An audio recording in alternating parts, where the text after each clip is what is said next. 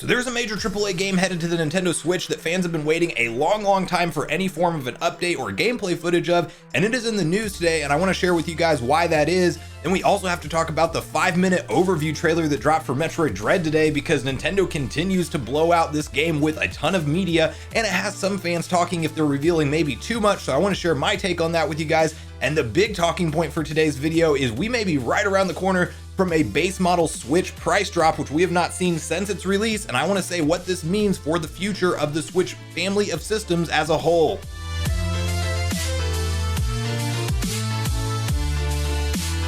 What's up, Nation? If it's your first time on the channel, make sure you join Sunbro Nation by subscribing below, hit the like button on this video if you enjoy it today, and make sure you turn on your bell notification icon so you're kept up to date with all the newest gaming news. As I mentioned, guys, we're covering a few different stories today, the first of which has to do with Bayonetta 3, which, if you guys have been a Nintendo Switch fan for a while, you probably know this game was announced back in 2017 with just kind of a cinematic trailer, no gameplay, no glimpse of the world, and we have been waiting for any kind of new information on the game since then. So this has definitely been one that's been kept under wraps, and we have it in the headlines again today because of a recent interview at Platinum Games that took place, and I do want to share with you guys this quick update around why it hasn't been shown and why we may be around the corner from it finally being showcased. So let's hop over to Nintendo Everything, where they do report upon the article.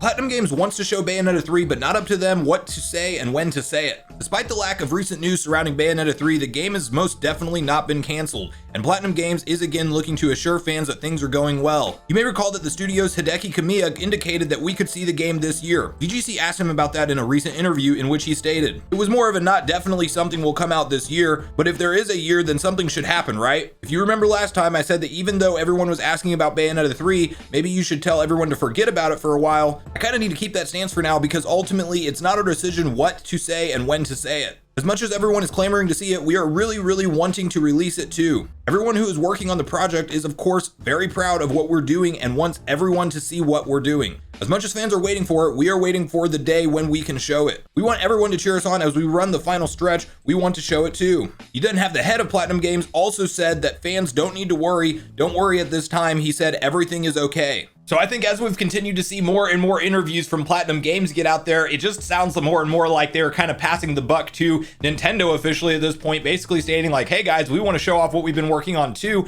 but the launch marketing of a major title like Bayonetta 3 is clearly not up to them, and it is going to come down to when Nintendo wants to feature this game. Hopefully it's something like a Nintendo Direct, maybe even in September if we ever get an official announcement from Nintendo, and I'm still watching their Twitter religiously, so hopefully they will announce that soon. But until then, and while we're waiting, it does appear that everything is proceeding smooth with development. So I know there's a lot of rumor mill and speculation that the game was canceled or totally restarted, and unless if they're just straight up lying, it doesn't sound like that's going to be the case.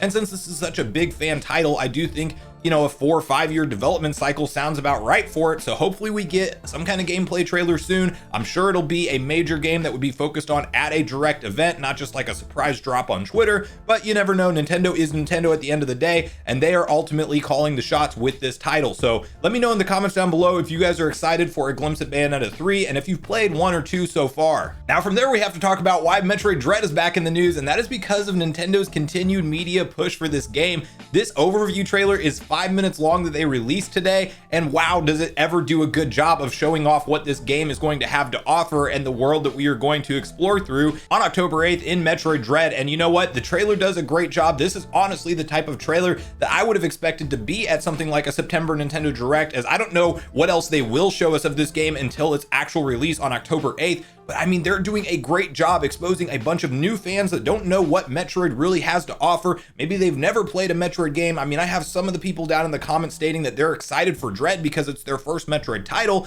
They know who Samus is, but they haven't played any of the Prime games or any of the traditional 2D games. So Nintendo knows what they're doing, trying to hype this thing up for a lot of new eyeballs on a game like this that, you know, traditionally 2.5D games are not the most attractive in today's day and age. And I think that you have to kind of go out on a limb to show people why it's so important and why the story and the exploration and the items that you get and the fast-paced combat is going to make this thing worth a full price release.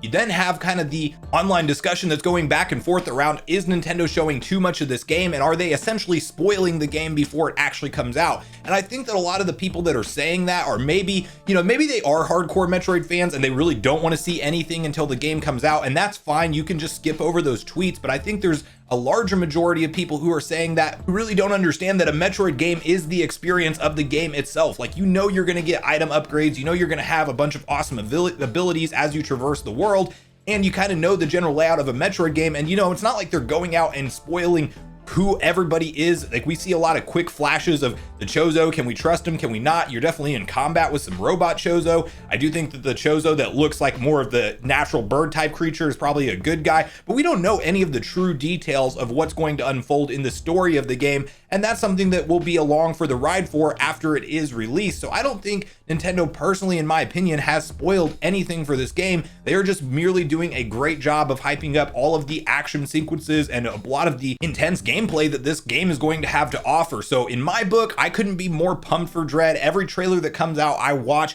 and I just get a little bit more hyped, and they did it again today with this 5-minute overview trailer. But I would love to know your guys' opinion on if you think we're seeing too much of Dread, and maybe you're on the other side of that fence where you feel like Nintendo truly is showing too much and they are kind of spoiling your experience for the game. Or do you think that, you know what, the more media hype the better, and the more fans that get exposed to the series the better? So make sure you share all your thoughts and opinions in the comments down below on Metroid Dread and how you think Nintendo is handling the marketing for this title.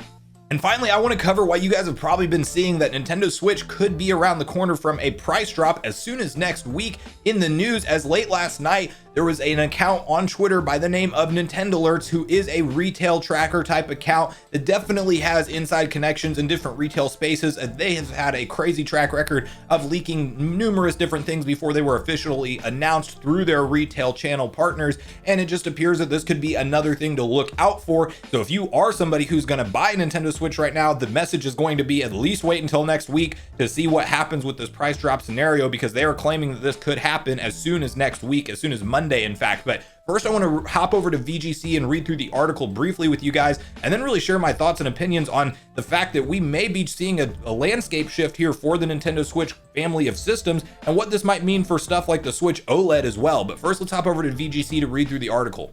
Nintendo Switch could reportedly see its first major price cut since launch next week. That's according to previously reliable retail source Nintendo Alerts, which has most recently revealed the PS5's Ratchet & Clank bundle before its official announcement. According to the source, standard Nintendo Switch consoles will be sold for €270 from Monday. Currently, Switch is sold for around €330 in Europe. Nintendo does not set an official RPR in Europe, but it could be that it's lowered its distribution price in order to stimulate sales ahead of the launch of the OLED model in October. It's also possible that this is a temporary cut to clear excess stock.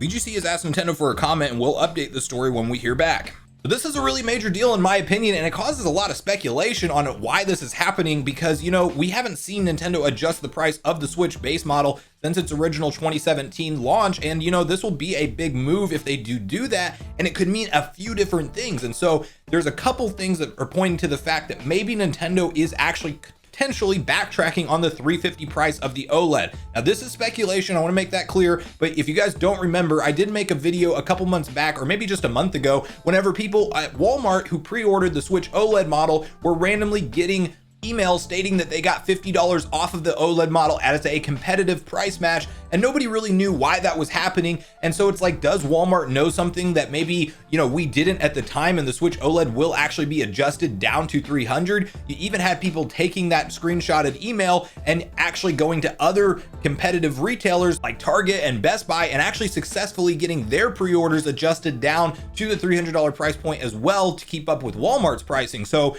you know, is that what this is? Is Nintendo going to go $250 for the base model Switch and leave it there and actually continue to sell it? Is it for them to get excess stock and sell out of, and then we only have the Switch OLED? And then if you do have that conversation of only having the Switch OLED, do they really leave it at $350 if they're selling through the original stock of the base model Switch? So this is going to be an interesting one to watch. We also are seeing the Switch Lite sales kind of fall off this year, as they had, you know, initially a really strong track record out of the gate, and it's still super cheap at $199 for all the type of games you can play. But, you know, then if they leave that Switch base model there at $250, that's going to be an interesting conversation, because now you can either, you know, get a Switch Lite where you can only play handheld for $200, or you can just go up $50 in price point and at least be able to dock it. So this is going to be one of those ongoing situations that we're really going to have to watch and see what Nintendo does here. But you know, there's a lot of reason to talk about the fact that maybe Nintendo is seeing kind of a drop off in some of the hype around OLED model, and maybe they don't see the kind of immediate sales numbers that they want for that at a $350 price point. And maybe this is their way of, you know, continuing to support the Switch base model for a while, or at least until they're done